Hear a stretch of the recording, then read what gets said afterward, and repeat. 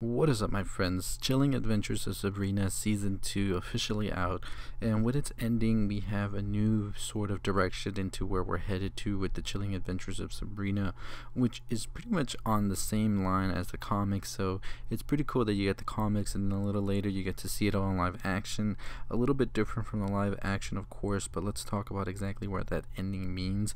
Before we get into that, let's recap what happened. So, as we all know, at the end of Season 1, Sabrina signed her name into the Book of the Beast, pretty much giving herself to Lucifer himself.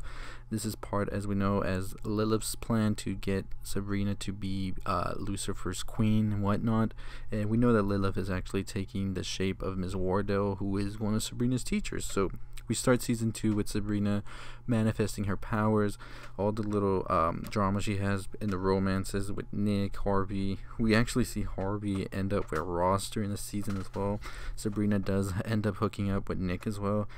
And then pretty much we get to the dark shit. Pretty much Sabrina starts to find out that who Miss Wardell really is not Miss Wardell, but actually Lilith, who was actually somebody who I believe I think that Lilith is an actual story you can read about, and pretty much she was the first woman, and she pretty much took Lucifer in after he was banished from heaven, and pretty much was by his side doing his bidding, because Lucifer promised her all of these greatness once he totally achieved what he wanted to, which was world domination.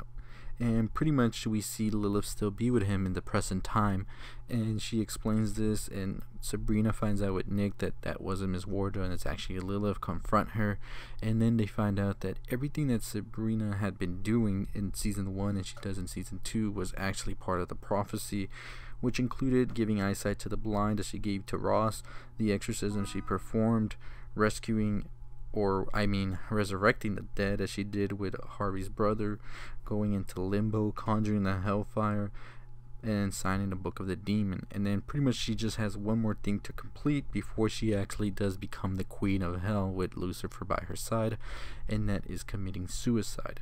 Sabrina, of course, is not going to do this, but it turns out that Miss Wardell was a little bit ahead of her, as well as Lucifer, and created a doppelganger for her that she actually has to kill. And she pretty much does this, pretty much she kills herself, because the doppelganger was pretty much after her friends and all of that. And now Lucifer is free to reign, and we see him come to life in his flesh form, and pretty much she's ready to take Sabrina in as his queen. We find out a couple of twists and turns as well, that Sabrina's father is not actually her father, and it's actually Lucifer, after a pact that Sabrina's father made with Lucifer in order to be able to have a baby, because him and his wife couldn't. But it turns out that Lucifer trumped him as well, and they actually were impregnated with Lucifer's baby, thus creating the unholy trinity, because you know the Holy Spirit impregnating Mary and all of that, and Sabrina is pretty much like dark Jesus here. So yeah, it gets pretty intense right here. Sabrina, of course, does not want this. She says she's always going to be a spellman and she's not going to be his queen. He says, you're going to have to sound the horn of Gabriel. I don't care. We're going to do this, and if not, everybody's going to die that you love. All of that crap, of course, that villains pull out on you. So now Sabrina really has to think of how to capture him. Of course, Lilith, who I believe always felt pushed to the side, she wants to help them as well to try and do this, but once she actually comes into the picture, another twist, because yes, this is a sort of Riverdale show where we have twists and turns everywhere. Nick was actually helping Lucifer get Sabrina closer to him, and Sabrina finds this out as Lucifer tells her. Nick is like, I started like that, but then I fell in love with you, and now I love you. But Sabrina is like, no, that's it, I don't want to hear you. You're helping us with stopping Lucifer from doing hell on earth, but after that we're done. So they try to use the Acheron configuration, which was the thing that Bait Bat was stuck in, to pretty much capture Lucifer, which, I mean, if you hear this from the beginning, you know it's not going to work. Ultimately it doesn't work, and Lucifer comes out even more pissed off, and then Nick is like, the only way is if I bind him to my body, and that's gonna be it, and now I'm gonna pretty much sacrifice myself for everybody and you, Sabrina, because I love you so much.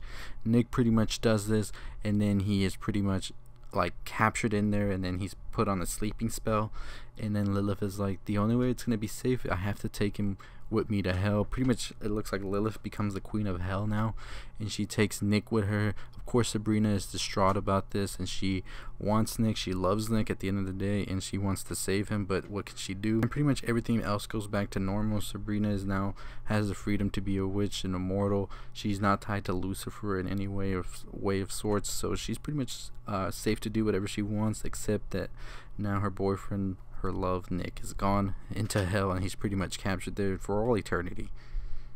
So on the other side of things, before we get to the ending, we see that Blackwood tries to poison all of the Academy and the Coven, and then we pretty much see him like run away. Prudence is after him for what he's done, trying to kill him. We see Zelda becomes the high priestess now. There is no academy, there is no church no more of night, so pretty much they're starting from scratch again, and they're trying to figure out exactly what to do now.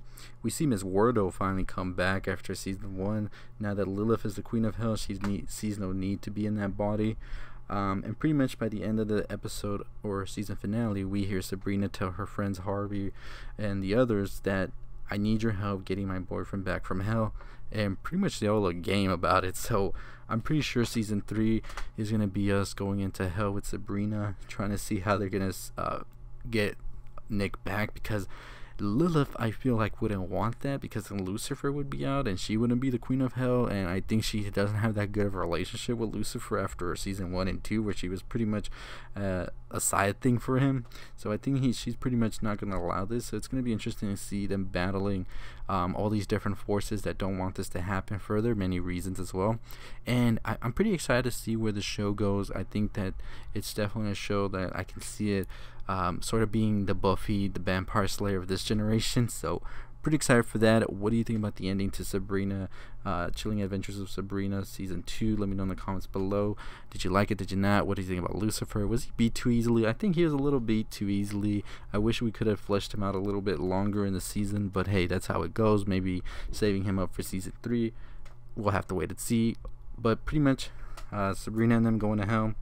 Prudence and Blackwood, that's going to be an interesting dynamic to see as well. That's going to be happening in season 3.